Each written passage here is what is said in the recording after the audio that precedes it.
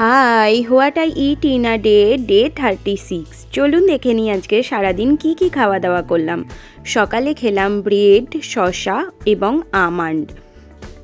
তারপর টক দইয়ের লস্যি খেয়ে নিলাম। কিছুক্ষণ বাদে খেলাম কুলেখাড়া পাতার রস। তারপর ডাবের জল খেয়ে নিলাম।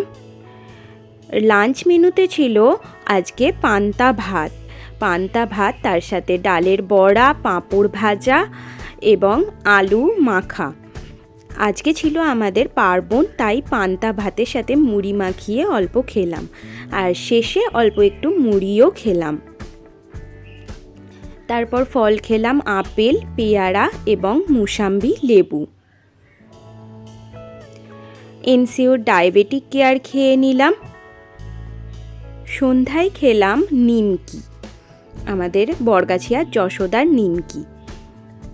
এবং রাতে খেলাম পরোটা, আলু ফুলকপি ও কড়াই দিয়ে ডালনা এবং অল্প মুড়ি। চলুন টাটা, গুড নাইট।